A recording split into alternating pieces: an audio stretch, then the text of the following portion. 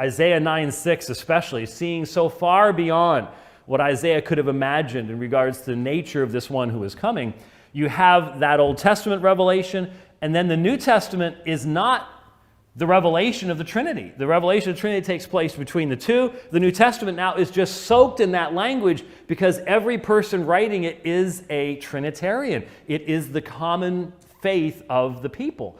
How do you go from there then to what we have in the Council of Nicaea? And they will say, well, it was a very natural process. We would say it's a very supernatural process. We have to recognize the divine nature of the revelation and then recognize, was there development in the language that the church had to use to explain her faith as that faith goes out into the world? And the answer is yes.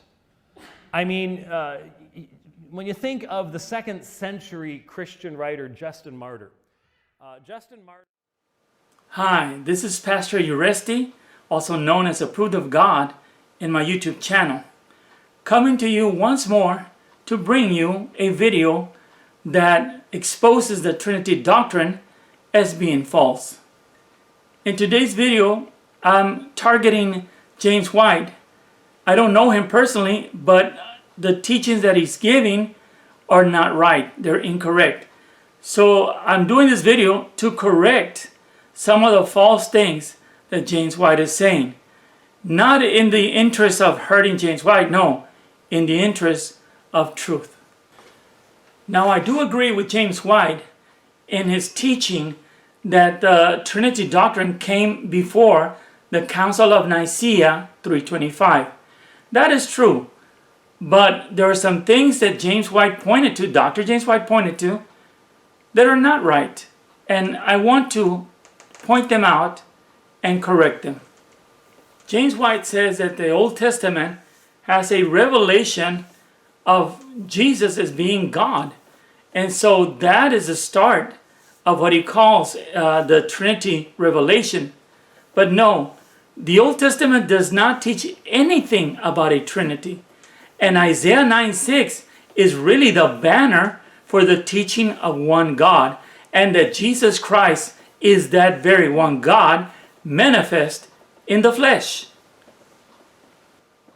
James White starts pointing to some things that are really ridiculous in the history of the Trinitarian theology. He says that the New Testament is not the revelation of the Trinity. He says that the revelation takes place between the two. Well, he needs to mention who learned about the Trinity, who did God reveal the Trinity to in between the two testaments. You can't just say something like that and not prove it. James White was doing good up to this point. And who received the revelation? What group, what church received the revelation that the Trinity is from God? Now, he says the New Testament is soaked in that language. In other words, whoever came up with the Trinity in between testaments, when the New Testament came, the people that were in the New Testament, they were soaked. He says soaked. That is hogwash. That is hogwash. If the New Testament is soaked in that language, why didn't they come up with the word Trinity? That's silly. If they were soaked, then they had to know that God was a Trinity. But yet in the New Testament, there is no proof. There is no one teaching a plurality of divine persons. No one. No one praying to a Trinity. No one. If the New Testament is soaked with that language, why is it that we don't see the language? Do we see the co-equal, co-eternal persons? No. Do we even see the three persons? No. Do we see that the Godhead was a Trinity? No. Do we see that the Trinity doctrine was believed by everyone in the New Testament? The answer is no. Then James White says something that made me want to jump out of my seat, because that is so far from the truth. He said, because every person writing is a Trinitarian. And it is a common faith of the people. Those are two humongous lies that I don't see how someone like James White, Dr. James White, would be willing to say those things. Doesn't he know that there are some of us who will correct those things? That's what God called us to do.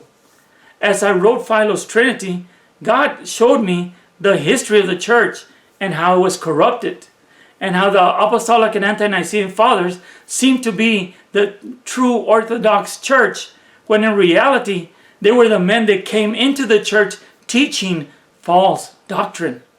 So no, James White is totally wrong in saying that the people writing in the New Testament were Trinitarian. Not one of them was a Trinitarian. Not one single disciple. Not one single apostle. And Jesus Christ was not a Trinitarian.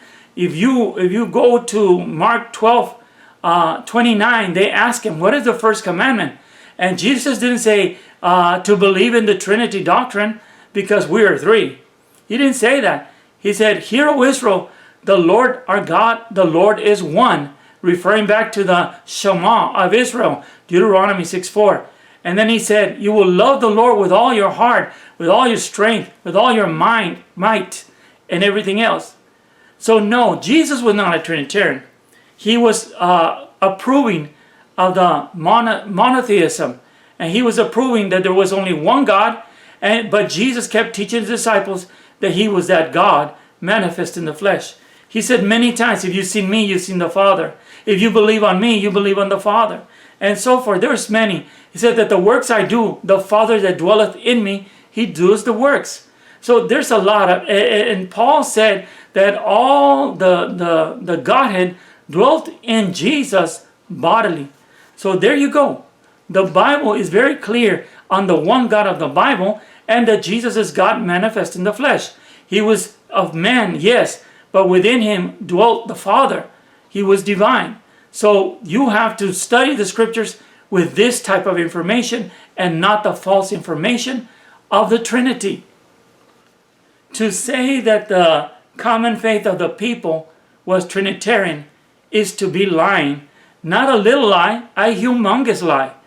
Because the word Trinity doesn't appear until the late 2nd century and 3rd century. That's when the word Trinity appears. You're going to tell me that a headless doctrine was the rule of thumb and the common faith of the people? A headless, nameless doctrine? Impossible. Every doctrine that we believe from the Bible has a title to it. And the Bible tells you what it is. There is no mystery like, well, we believe this, but we don't know what it's called. No, no such thing as that. So no, the common faith of the people was being monotheist. They believed like the Jews of old, the Hebrew text. They believed because Jesus cited from the Jewish text, and then that became the New Testament.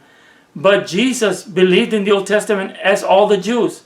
And so the common faith of the people, including the disciples and apostles of Jesus Christ, was to believe that there was only one God, and that Jesus was sent of God, and he was a manifestation of God. Dr. James White dares to say that the Council of Nicaea 325 was a supernatural process, or there was a supernatural process the way it came to Nicaea. But no, history reveals that it was a conflict, it was fighting, it was argumentation. In the 3rd century, you can find out how much they were fighting over the Trinity. And the first people in the Bible that spread out through all the regions in the 2nd century were the monarchians, or the people that believed that God was one and that Jesus was God. Then in second place came the Gnostics. And then with the Gnostics also came later the Arians. And then after the Arians came the Trinitarians. This is the order of things in history and the truth. Now, it was not a supernatural process. Yes, the development of the language of the Trinity, the church had to explain it. Yeah, but the Council of Nicaea not only added philosophy to all their definitions of the Trinity, they didn't even consult the Word of God.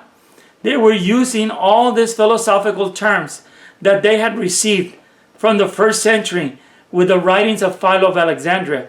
That's where they got their ideas. And then at the Council of Nicaea, Eusebius, who was a follower of Philo, came up with a rough draft that was accepted by the Council of Nicaea. And that was fixed, and you know, they made it a little better for what they wanted to teach, and that became the Nicene Creed. At the Council of Nicaea, we know that two parties were represented. The Trinitarians, who had their center, their school in Alexandria, from where they took all their teachings from Philo. But there were also the Arians, who were following Arius, the Bishop Arius, who was also in Alexandria, but he disagreed with the Trinity doctrine. And if you wonder, why weren't the monarchians there, the oneness people? Because if you go back in history, they were already being persecuted by some of the popes who were leaning towards Trinitarianism.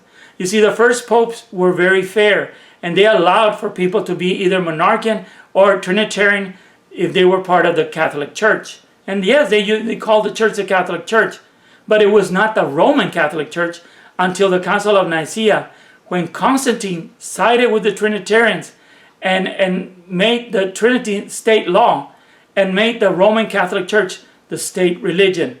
This all happened. So it was not a supernatural process. There was conflict of interest. There was all kinds of politics going on, and the Trinity won out because these people were closer to Constantine, and they convinced him that this is what they were to do. Later on, history tells us that Constantine changed his mind, and Trinitarians will not tell you that. He changed his mind and started leaning on Arianism. And his sons that took over, they helped the Arians to be in office. And Athanasius was what? He was excommunicated for many, many years. And one more thing, the Athanasian Creed that the Trinitarians use, including James White, to prove their Trinitarian philosophy is not a real creed. There was never a council that convened. Athanasius did not write the Athanasian Creed. He was nowhere close to writing it. It was someone else, a mystery writer, who wrote the Athanasian Creed and forged it by putting the name of Athanasius. But it's a forged document, and it is false. And that's why it's so full of confusion. Read the Athanasian Creed, and it scares everybody into saying you better believe in the Trinity. But in all honesty, there's so many mistakes in that forged letter that need to be addressed. And I probably will address them in the near future. Finally, the language that Dr. James White speaks about as being developed to explain their faith to the world is a philosophical treatise. Everything about the Trinity is from Greek philosophy. The word Trinity, three in unity, co-equal, co-eternal, the Son existing before creation, a pre-existing Christ, and on and on and on.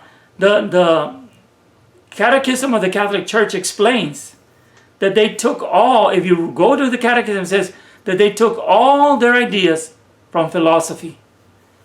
The Catechism of the Catholic Church, page 74, the Holy Trinity and the teaching of the faith. As we look down, it says, the clarification was the work of the early councils, aided by the theology work of the church fathers, and sustained by the Christian people's sense of the faith. In order to articulate the dogma of the Trinity, the church had to develop its own terminology with the help of certain notions of philosophical origin: substance, person, hypostasis, relation, and so on. In this, she did not submit the faith to human wisdom, but gave it a new and unprecedented meaning to these, in which from then on would be used to signify an ineffable mystery. And so when they say substance, that's philosophy. When they say persons, that's philosophy. When they say all these things, being the same, substance and so forth, and being the same, all of those things are philosophical. And we need to understand that the Catholic Church did not derive the Trinity from the Bible, and their definition is not from the Bible. And the language they used to take throughout the world was not accepted by the majority of Christians. And therefore, the Catholic Church resorted to persecution. And this is something Trinitarians don't like to talk about, but it's the truth. The only reason the Trinity is right now in many churches is because for many years, Rome persecuted all people, all Christians. And so they had to stay within the Trinity. But now, especially now in our modern times, the oneness teaching is going throughout the world, and there's millions who believe in the oneness doctrine of God, and they refute the Trinity doctrine, such as myself.